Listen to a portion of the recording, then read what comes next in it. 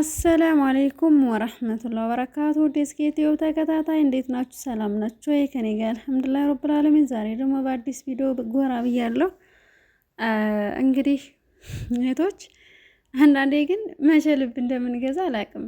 በነገራችን ላይ እንደው እንደ እንትን ማለት ነው እንደ ሀሳብ ብዙ ጊዜ ስማችን የሚጠፋ አረብ ሀገር ያለን ሴቶች ናቸው። እኛ ለተበደል፣ እኛ ለተጎዳን፣ እኛ ገንዘባችን ለተቀማን፣ እኛ ስንት ዋጋ ለከፈል ምሬ ነው። የአረብ ሀገር ሴት እኮ ይሄ ብቻ ሳይሆን መስጊድ ሲሰራ፣ ቤተ ክርስቲያን ሲሰራ፣ እንዲሁም ደግሞ በቃ ማንኛውም ታማሚ አረብ አጀም አይደለም፣ ሁሉም ሰው በሽተኛ ሲሆን ወይ ዩቲዩብ ወይ ወደ ቲክቶክ ወይ ወደ ትልቅ ሚዲያዎች ላይ ይመጣል። በቃ ለሁሉ ዋጋ ከፋይ የአረብ ሀገር ሴቶች፣ ዙሮ ደግሞ ገንዘባቸውን የሚቀሙ የአረብ ሀገር ሴቶች፣ ከዛ ደግሞ አልፎ ተርፎ ደግሞ ራሷ አረብ ሀገር ያለች እህቷን ታሐስዳለች። ሱብሃንአላህ ሂስድ ወላሂ ምሬን እምላችሁ እህቶች፣ ዝም ብላችሁ ገንዘባችሁን ላገኛችሁት እየሰጣችሁ በኋላ ድረሱልኝ ገሌ መሌ ገሌ ብትሉት እዚህ ሚዲያ ላይ ያለው ከ100% 10% ነው ሐቀኛና ሰሞኑን ደግሞ ሀቢባና ይመንታ ተያይዘዋል ማለት ነውና እስኪ የሁሎችንም ሐሳብ አንዳንድ ላሳያችሁና እስኪ ኢንሻአላህ ምናየዋለ ማለት ነው። ባረከላሁ ፊኩም። ያው ማለት እህቶች የምሬን እምላችሁ ልትነቁ ይገባል። ወላሂ በጣም ከባድ ነው። እኔ በተቀበሰጩም አልፈርድም፣ በተቀባዩም አልፈርድም፣ በሚበላውም በሚበላውም እኔ ግርም ነው የሚያደርገኝ ወላሂ ሱብሃንአላህ። እባካችሁ ይሄንን ቪዲዮ ሼር ዲዩት ሪፖስት በማድረግ ለአይመኒታ ሚሊዮነሩ አድርሱለት። ይሄንን ቪዲዮ 21 ልጆችን ቴሌግራም ላይ ሰብስቦ ከሳውዲ አረቢያ ተመላሾች ስትመለሱ ስራ ይኖራችኋል፣ ድርጅት ልከፍት ነው፣ አክሲዮን ይኖራችኋል፣ ስትመጡ ቀጥታ የድርጅቱ ተጠቃሚ ሰራተኛ ነው የምትሆኑት፣ ትርፋማ ነው የምትሆኑት ብሏቸው አሳምኗቸው፣ እነሱም ለስደተኛ ተቆርቋሪ የመዳም ቅመሞች ጠበቃ በመሆኑ አምነውት ግማሹ 300,000 ግማሹ 500,000 ግማሹ 1 ሚሊዮን 800,000 400,000 ይከፈላል። በአጠቃላይ 21 ልጆች 9,950,000 ኦልሞስት 10 ሚሊዮን ከፍለዋል ማለት ነው። አመት ሆኗቸዋል። አሁን እያለቀሱ ነው። አይመኒታ ስልክም እያነሳላቸው አይደለም፣ እየመለሰላቸውም አይደለም፣ የተከፈተም ድርጅት የለም፣ ገንዘባቸውም አልተመለሰላቸውም። እና እነዚህ ልጆች ደግሞ እያንዳንዳቸው ታሪካቸውን ብትሰሙ በጣም ያሳዝናሉ።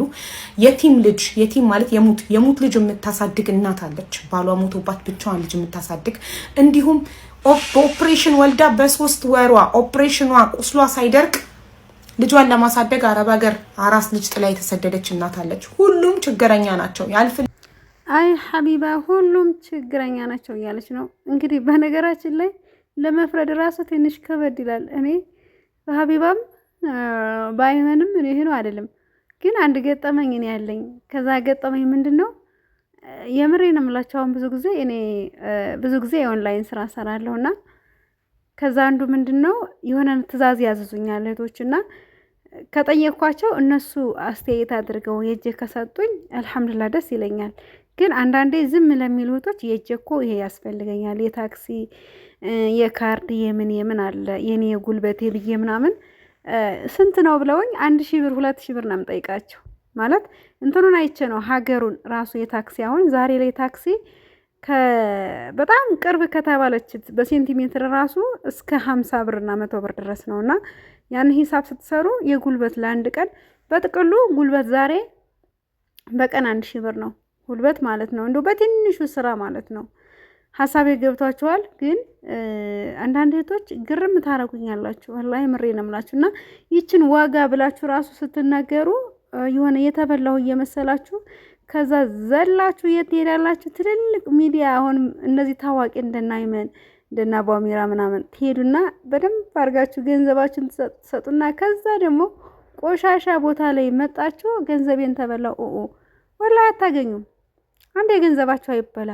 አንደኛ ምስክር የላችሁ ምን የላችሁ። ምንም ብትቀባጥሩ ቲክቶክ እና ዩቲዩብ ላይ ብላችሁ ትቀራላችሁ እንጂ ገንዘባችሁ አንዴ ከተበላ ተበላ ነው። አልሐምዱሊላህ በአካል ቁጭ ብለን ራሱ አልተገኘም። ምሬንም ላችሁ እና ማለት ልትናቁ ይገባል ነው። ባረከላሁ ፊኩም። እስኪ ደግሞ አይመን የሚለውን አብረን እንመልከት፣ ከዛ ሀሳብ እንሰጣለን በአንድ ላይ ማለት ነው። ሰላም አለይኩም ወራህመቱላሂ ወበረካቱ። እንደምን አላችሁ የተወደዳችሁ የአይመን ቤተሰቦች? አልሐምዱሊላህ እኔ በጣም ደህና ነኝ። በጣም ብዙ እህት ወንድሞቼ መልእክት አስቀምጣችሁልኝ ነበርና በአንዳንድ ጉዳይ መምጣት አልቻልኩም፣ መልስ መስጠት አልቻልኩም እና በዚህ 2 ቀን እስኪ ያሉትን ነገሮች ሊያቸው ከህግም አንፃርም ከብዙ ነገር አንፃር ማየት ስለነበረብኝ ልቆይች ያለሁኝ ለዛ ይቅርታ ጠይቃለሁኝ። በመቀጠል እንግዲህ እንደምታዩት የአንድ እህታችን ቤት ላይ አይመን 10 ሚሊዮን ብር በላ ተብሎ ስሜ በጣም በሚገርም ሁኔታ ተነስቷል። በጣም የሚያሳዝን እጅግ በጣም እውነታ ያለው አንድ ሰው ወይ አንድ ግሩፕ ጋር ሳይሆን የሁለቱንም ግሩፕ መስማት ስለሚያስፈልግ እንግዲህ ነገሩን ነግራችኋለሁ ማለት ነው። አልহামዱሊላህ ለኩል ሐል በመጀመሪያ ደረጃ አልহামዱሊላህ ነው የምለው። በመቀጠል አይመኒታ ቢዝነስ ግሩፕ ኃላፊነቱ የተወሰነ የግል ማህበር ከ31 ሰዎች ጋር በመሆን ሳይሆን መጀመሪያ እኔው ራሴ መሰረትኩ ማለት ነው። ለይሄ የተመሰረተበት ምክንያት ዋናው ደረጃ ፋብሪካ ለመክፈት ነው። ህጋዊ ሰነዶች አሉት፣ ህጋዊ ሁሉ ዶክመንቶች አሉኝ። እኔ የምተማመንበት በህግ አካል እነሱም ያልሄዱበት እነዛ ልጆች 4 ናቸው ግሩፑን ሲበጠብጡ ሲረብሹ የነበሩት። እንዲሁም አንደኛው እንደውም የዲሲፕሊን እርምጃ ተወስዶባት ዛሬ ላይ ወጣ የማይሆን ብዙ ነገር ስትናገር አይቼ በጣም ገርሞኝ እየተደነቅኩ ሰው ልጅ እንደዚህ በጣም መቀየር ይችላል፣ እንደዚህ በጣም መዋሸት ይችላል፣ እንደዚህ በጣም እጅግ በጣም ሰው አንድን ሰው እንዲጠላው ሰዎች እንዲያጠቁት ማድረግ ይቻላል ወይ የሚለው ገርሞኝ እያየሁ ነበርና ድርጅቱን ካቋቋምኩ በኋላ ከነዚህ 31 ሰዎች ጋር ሆነን እዛ ውስጥ የከፈሉም ያልከፈሉ 500 ሺህ 4 ሚሊዮን ሌሎቹ በ100 ሺህ በ150 ሺህ በ200 ሺህ ገብተው አብረን ለመስራት ላለፉት 1 አመት ፋብሪካ ለመገንባት በደንብ አድምጡ። ቤት ለመገንባት አይደለም ፋብሪካ ለመገንባት ስንት ጊዜ ይፈጃል? ቤት ለመገንባት 1 አመት 2 አመት የሚፈጀው ፋብሪካ ለመገንባት እኮ ከ1 አመት ከ3 አመት ይፈጃል። ዝም ማሽን ይታዘዛል። ማሽን ሲታዘዝ እኮ ከሱቅ ሄደን ማሽን አንገዛም። ማሽን ሲታዘዝ ማሽን ለመስራት ቢያንስ በትዕዛዝ ደረጃ እንኳን 8 ወር እንደኔ ፕሮጀክት ማሽን 8 ወር 1 አመት ይፈጃል። እንግዲህ አይመን ሽንጡን ገትሮ እኔ ያልነካውም 5 ሳንቲም አልነካውም እና እንደውም ያኔ ወላሂ ከንግግሩ ማለት ነው ቅናት ሰውን እንዲጠሉ ጥላቻ እንዲያድርበት በሰው ላይ መጥፎ ጥርጣሬ እንዲኖር እያደረጋችሁ ነው። በተለይ 4 ልጆች ብለዋልና ምን ልላችሁ ፈልጌ ነው። ከዛም ጩሁ ከዚህም ጩሁ። አንዴ ከጃችሁ ገንዘብ አይወጣ ከወጣ አለቀላችሁ። ምሬን እምላችሁ ማለት የኦንላይን ስራኛ በደንብ እናቀዋለን እያየነው ነውና በሊላህ ወይም ደግሞ አላህ Subhanahu Wa Ta'ala ያኔ ሐላል በሆነ ነገር ተመጣጣኝ በሆነ ዋጋ ብዙ እህቶች ስናናግራችሁ በጣም ነው የምትበጣጠሱት። ወላሂ መሬን ነው። ለምሳሌ እኔ አንድ ነገር ልንገራችሁ። ፓትራ የገዛሁት እቃ ከዚህ በፊት ታስታውሳላችሁ? የሆነ ፓትራ ገዝቼ ነበርና ያ እቃ ሲገዛ በጣም ብዙ ዋጋ ከፍያለሁ። ወላሂ መሬን ነው የምላችሁ። ደግሞ ይሄ የኦንላይን ስራ የሆነ ትዕዛዝ በጣም ያደክማል። አንድ የሆነ እቃ ገዝታችሁ የሆነ ነገር አድርሶ ልስጥላችሁ የታክሲ የምን በቃ የሆነ ማለት እቃው ትልቁ ነው ሳይሆን ካርቶን ታሽጎ የሚመጡ እቃዎች የሆነ እንደ ብዙ ነው የሚያዩት። አሁን በቅርቡ እኔ 2 ፓትራ ገዝቻለሁ።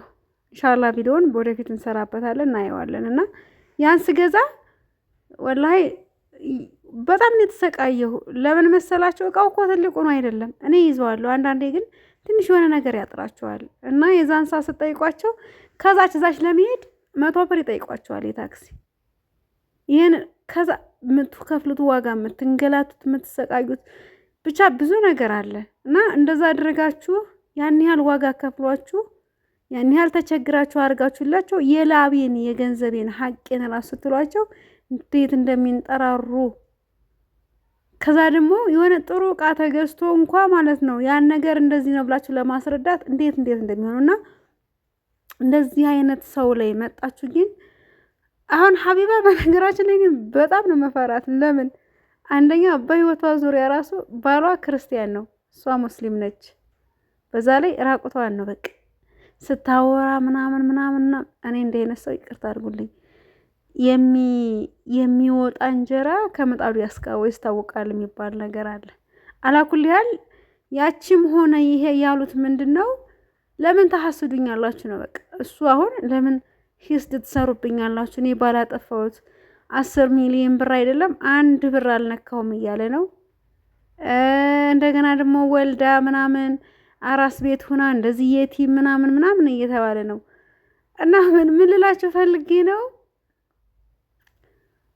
ያኔ ስርዓት በተላበሰ ካልሆነ በስተቀር ገንዘባችሁን አንዴ ከወጣ ወጣ ነው እስከሚመለስ ድረስ። እኔ እንጃ። ምናልባት አንዳንድ ሰው ያው በብዙ ጉጉት በብዙ እንትኖች ሊመለስ ይችላል፣ ወይም ደግሞ ግማሽ ሊሰጣችሁ ይችላል። ዛሬ ላይ በላተኛው በዝቷል። እና ምን ልላችሁ ፈልጌ ነው በጥቅሉ እህቶች፣ እውነተኛ ሰው ጥሩ ሰው አትወዱም። አፉ በሉኝ፣ ወላሂ አትወዱም።